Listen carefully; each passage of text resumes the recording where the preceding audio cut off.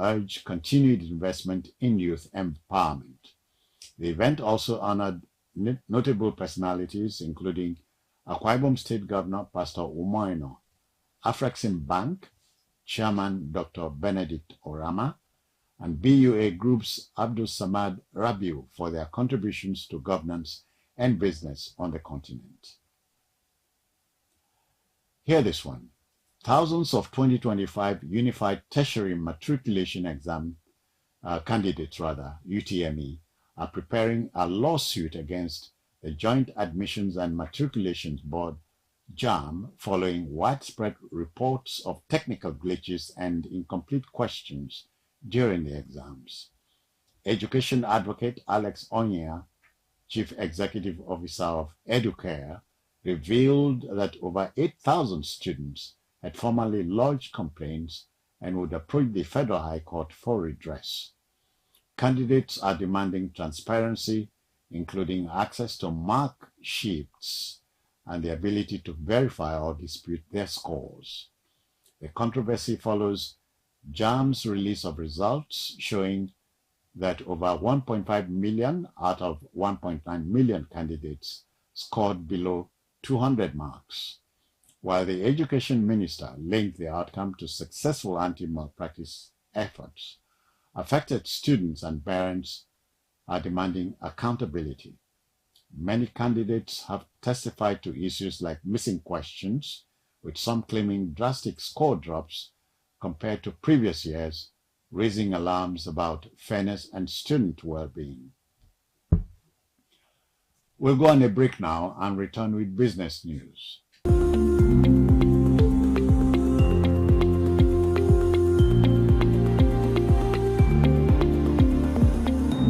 Welcome back. In business, we can tell you that the Dangote Petroleum Refinery has pushed back against claims by oil marketers that it cannot meet Nigeria's fuel demand. Despite the 650,000 barrel per day capacity, the Depot and Petroleum Products Marketers Association of Nigeria, DAPMAN, alleged that the refinery was not supplying enough, leaving private depots to bear the burden. DAPMAN accused Dangote of trying to monopolize the downstream sector by slashing prices post-cargo dispatch. In contrast, Dangote officials insist they produce enough fuel for local consumption and for export. They argue that Nigeria's consumption figures have long been inflated and manipulated during the subsidy era, and that current output exceeds true demand. The officials also backed President Tinubu's import ban on locally available goods, warning of efforts by vested interests to undermine the Nigeria First economic policy. Another break now, and then we'll return with foreign news.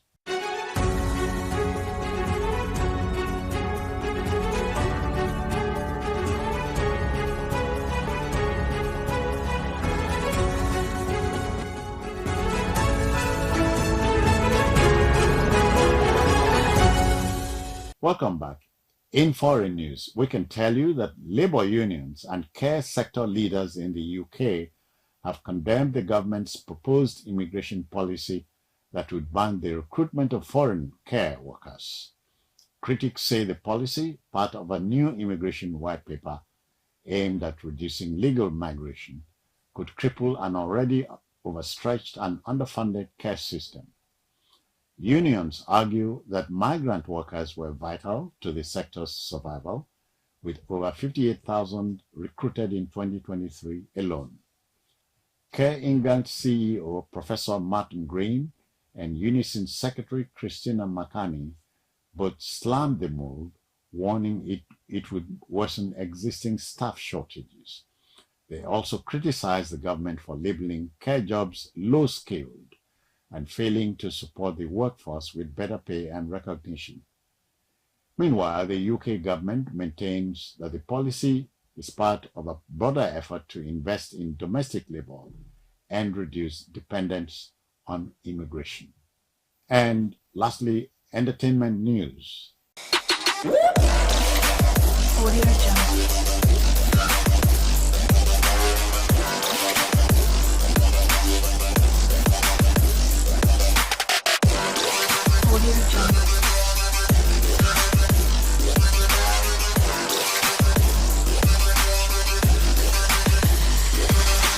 welcome to Sports Segment on Biscon Tv News.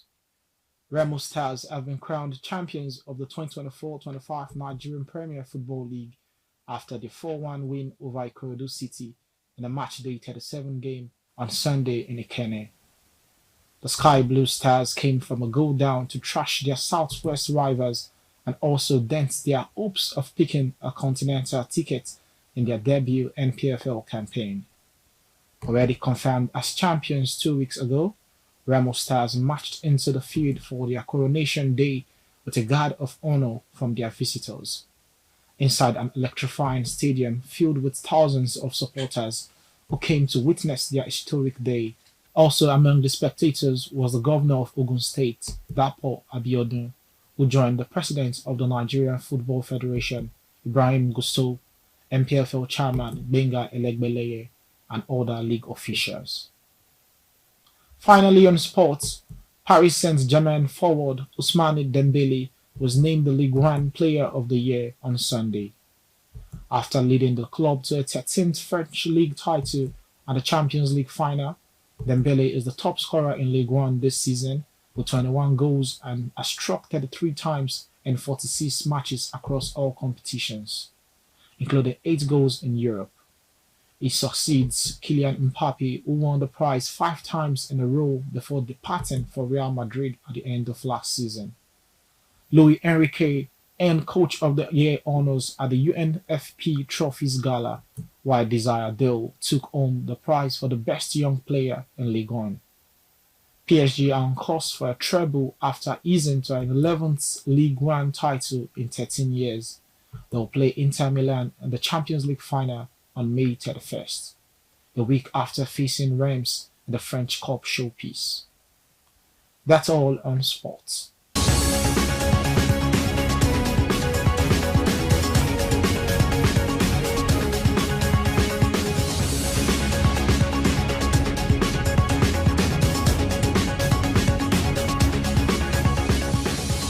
Welcome back. In entertainment, Grammy-winning Nigerian singer Tems has called on the global community to look beyond stereotypes and explore the richness of African culture, particularly in countries like Nigeria and Ghana.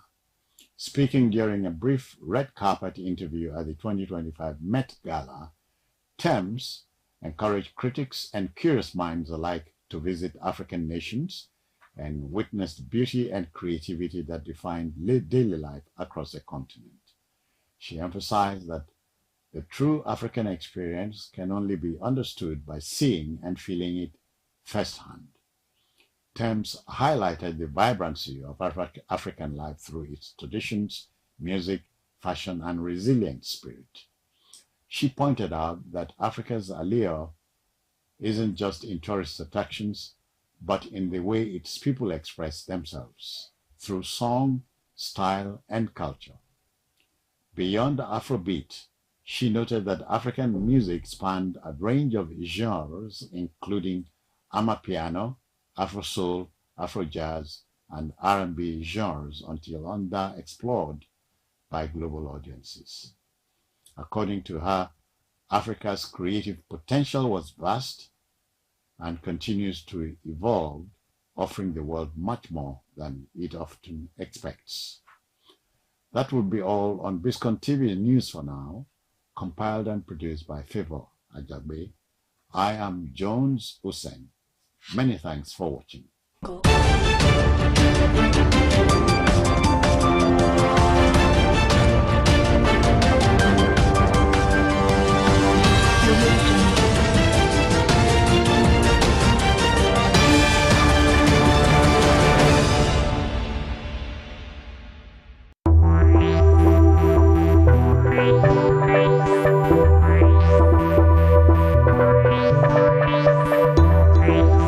Hello, welcome to Newspaper Headliners on Biscon TV.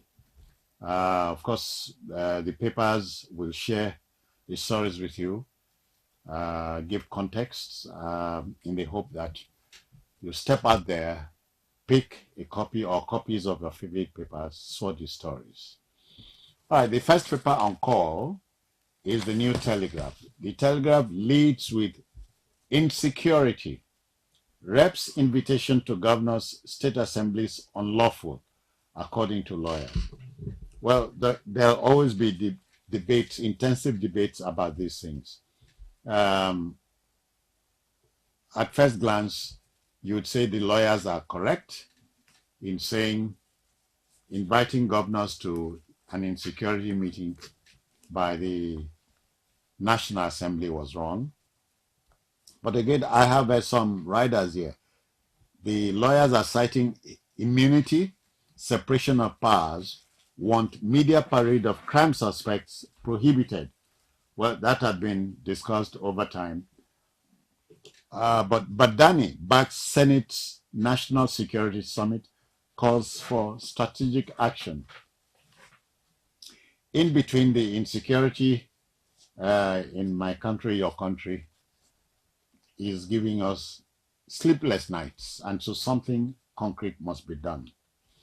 The debate will continue, but step out there, get to know what the headline is talking about. Reps' invitation to governors, state assemblies unlawful, according to lawyers. That's on the front page of the New Telegraph. Other stories include this one. U.S. tariffs. Nigeria eyes 10 trillion naira foreign exchange earnings from China and other CTG sectors. You know, oh, come on. This is something that gladdens the mind. Yeah, we stand to earn 10 trillion naira in foreign exchange from China and other sectors, advantage of the U.S. tariffs. Minor pieces include 2027 coalition talks shift to U.S. as Obi and El-Rufai meet. So the meeting of both Peter Obi and former Governor El-Rufai should raise eyebrows. Is that a plus for today? Defections. Wike attends as PDP governors and leaders meet in Abuja. Those of you who had thought former Governor Wike, now Minister of the Federal Capital Territory, was an enemy of the PDP or an enemy in the house, should think again. In politics, only interests are permanent. Enmity or friendship are not. All right. Lequot. Nigeria must restructure, adopt fiscal federalism to survive. This is coming from retired General Zamani Lequot, who is by definition the chairman of the Middle Belt Elders Forum. You know, the retired general must see something many of us are not seeing. So get the details in the New Telegraph for today. There's a picture story here on the front page of the paper.